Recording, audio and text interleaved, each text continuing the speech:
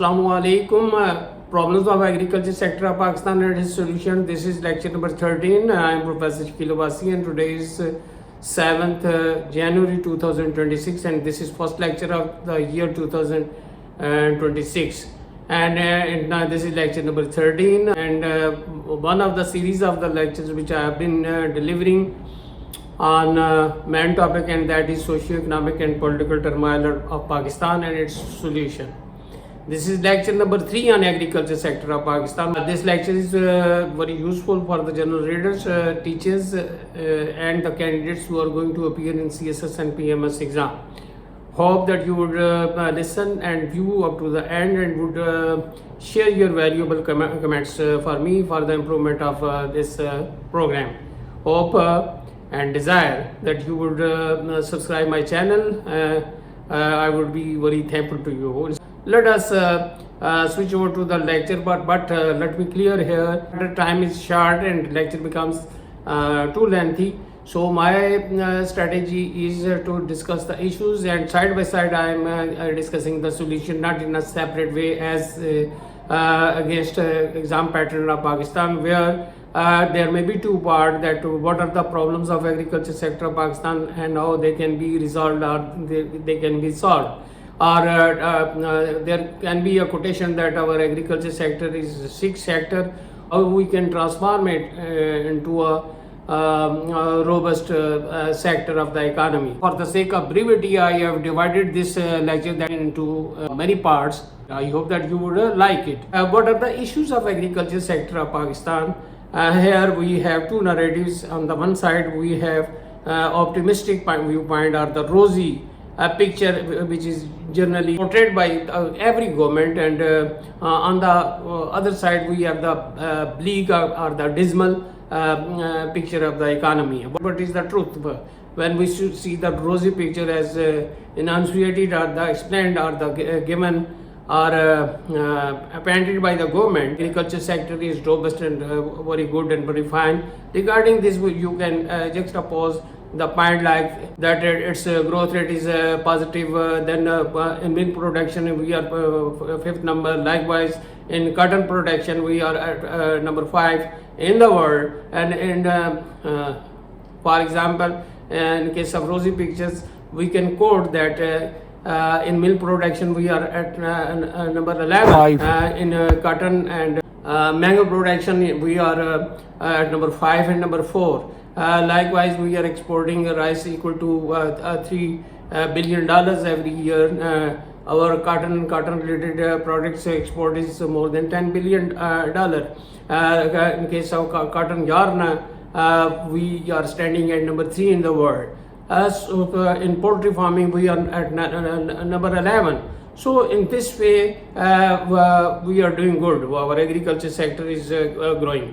But other side of the picture is very pessimistic or the bleak or the dismal, which says that growth rate of agriculture sector for the year 2024 and 25 remained hardly 0.5%. It is nominal when we compare with overall growth rate of the economy and growth of other sectors like industrial and services sector. The growth rate of industrial sector remained 4.7% and of services remained 2.9%, and overall growth rate of the economy was 2.6% for the year 2024-25. I am giving projection. We are number 5 in the world, but pure milk is not available to the people. And so we can see on the basis of these facts, two different dimensions, optimistic and pessimistic, that our agriculture sector is feeble, very poor, not robust, it is sick unit. And what are the reasons behind this? So we are going to discuss these reasons one by one. Point number 1 is that input side is very weak. So output would be weak. Output is the reflection of input. Regarding input, let me say that in terms of availability of inputs, quality of inputs, timely availability of the inputs, and the cost of the inputs, we are weak. So our output is weak. Let us discuss first input, that is the water. Regarding water, you should know that our 90% water is surface water and 10 is underground water. And total availability of river water is 142 million acre feet. And out of this, almost 1 of 4 is diverted towards farmland through canals. And we lose during this conveyance 49 million acre of feet water, and additionally 19 million acre feet of hill torrents water is lost every year. So this is the huge loss. And let me share with you that 90% of the available water is being used by agriculture sector, 5 by industrial sector, and 3 by households. Still we are short. At the time of independence, availability was about 5,000 cubic meter, and now it has come down to 1,000 cubic meter. From water stress to water starved, what we have become. Anyhow, these are the losses. How to overcome these losses? The government is trying its level was to overcome these losses, but because of corruption, the government fails to achieve its target. In current budget, let me share that 143 billion has been allocated for 59 water projects, like early construction of Dasu, Moment type reservoirs or the dams. Likewise, development of Kachi Canal and integrated development of Kabul, Swat, etc. Rivers. So this is good project. Another project is installation of tube wells, and especially solar tube wells, and 1.5 million tube wells. They are expecting 50 million acre feet of water which is available, and it is actually compensating the shortage to some extent. So this is good, especially switching over to solar energy. Conservation of the water is very important, and regarding this we should educate the people that they should conserve the farmers. We should educate different religious scholars, because we see overflowing of the water as misutilization of water in different religious institutions, whether it is a mosque or the madrasa, etc. Seminaries, everywhere in public places we see leakage should be stopped, and everybody should be conscious to conserve the water. This is very important. Water is life. So education is very government is thinking about conserving the water by 30% by lining or desilting our water channels by mantling them. Two is a strategy of introducing modern technique of irrigation, like drip irrigation, etc. Sprinters are being used. So these reforestation of the water are the strategy of re-harvesting of the water. This technique has become popular in Pakistan, and we would be able to overcome the shortage of the water with the passage of time. So regarding this, we should be conscious of the precautionary measures we have to follow are that overutilization of water may cause waterlogging or salinity problem. And until now, almost 9 million acre feet, according to one estimate, it is 6 million acre facing this problem, that is waterlogging and salinity. So in this way, shortage can be overcome. Likewise, a popular project, that is the Hill Torrents project or Road Khoi project, is being implemented, and according to the estimate, 9 million acre feet of water we lose every year. And if it is properly exploited, then we would be able to utilize 7 million hectare of land. This area, 63% falls in Balochistan, 7% each in KPK and Punjab. So this is big one project, but because of corruption, we failed to achieve these targets. Anyhow, let us hope the best, and if we control the corruption, and if we show the dedication, then we will overcome this issue. These are the solution. The next is fertilizer. When we talk about fertilizer in Pakistan, offtake of fertilizer has come down by 16% because of so many reasons. We have to utilize fertilizer in Pakistan because our pH is potential hydrogen. This is the scale is more than 8. 8 means that share of calcium carbonate is very high. Less than 8 is that share of nutrients like ferrous and the zinc, etc. This is increasing. Anyhow, to overcome these issues, we need actually fertilizer. We use different brands and the kinds of the fertilizers in Pakistan. But fertilizer offtake has come down in Pakistan. That's why yield per acre has come down. Reason being, number one is economic factor, that is costly fertilizer. Increasing prices of the fertilizer. This is between 200 to 500% in the different categories of the fertilizer within 5 years time span, that is to 2018, 19 and 2024 and 25.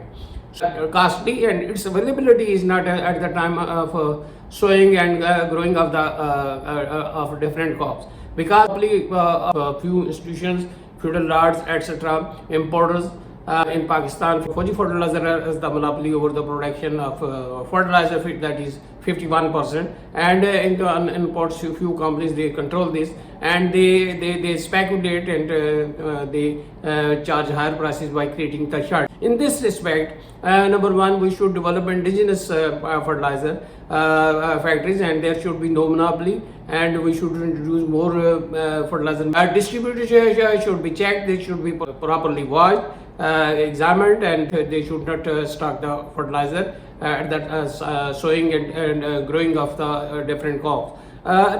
So these are the administrative actually steps. We should take the steps to overcome this monopolistic structure of the economy. So in this way, we can overcome. Introduction of compost manure instead of compost means the fertilizer which we get from botanical waste, and biological which we get from livestock, etc. That is the biological waste. In Pakistan, where population of livestock and poultry is 375 million, almost 3 times higher than the population size of Pakistan. So we can rely on biogas. We can kill 2 birds with 1 stone, that is energy, that is gas, and the waste can be utilized as a manure or the fertilizer to enrich our soil. So this strategy is very useful.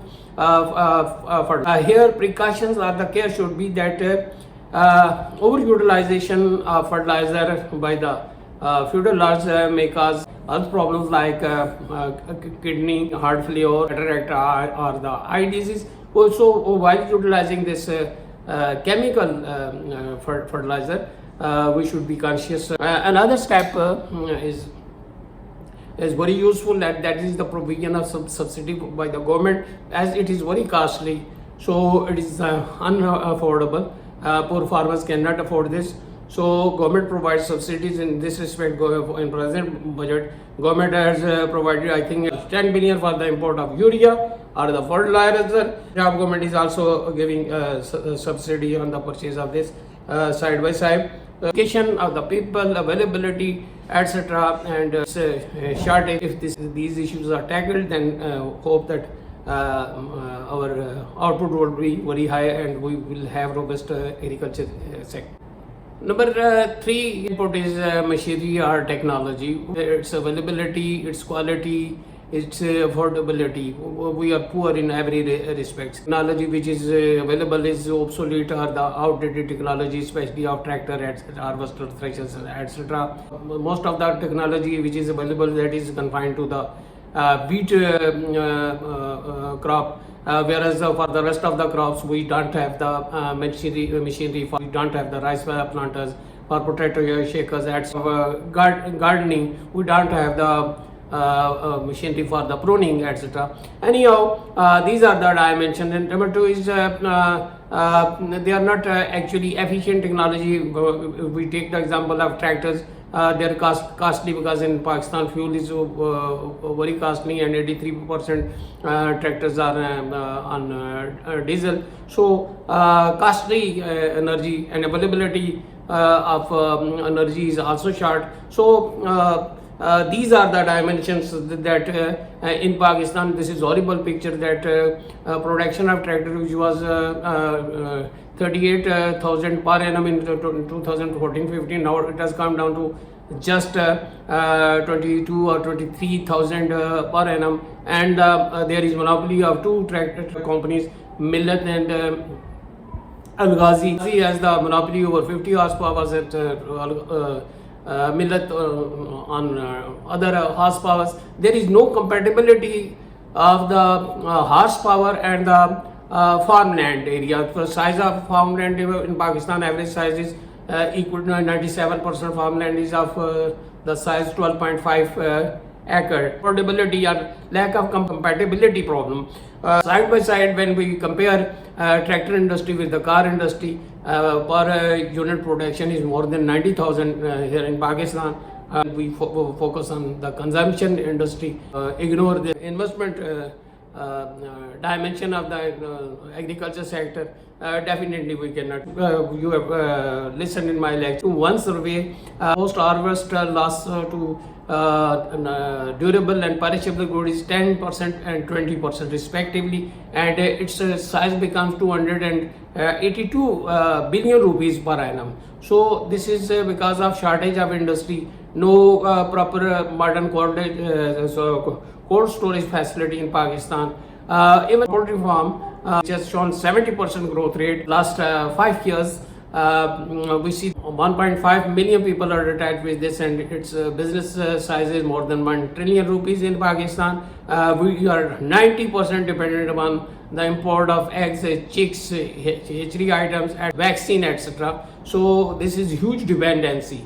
And regarding tractors, our dependency on China, Belarus, and America is very high, and there is no indigenous actually technology or the development. In case of Massey Ferguson, there is no 100% technology has been transferred. So to overcome this, we should develop indigenous technology with the collaboration of different institutes or the institutions like NARC, PARC, then different universities in Agriculture University, Faistabad Agri University, Rawalpindi, then Balochistan Agriculture University, then Sindh Agriculture University. There are 11,000 agri students registered in Pakistan, and more than 20,000 scholars of agriculture sector. There should be collaboration and collaboration with rest of the countries as well, especially with China, India, like countries who have grown their economy in recent years on the basis of agriculture actually development. So indigenous technology can be developed, especially for the hilly areas. So this is high yielding varieties of seed. We will discuss this that indigenous so we should focus on that, and substitute of the imported technology should be made cheaper substitute, and its cost should be reduced. Likewise, subsidy should be given, and government has given the subsidy to this sector in this budget on the import of tractor, I think, and there is tractor scheme, and more credit availability is available to the people. Sanction loans should be given, and I think that now subsidy equal to 20% of the price of the tractor is being given to different farmers.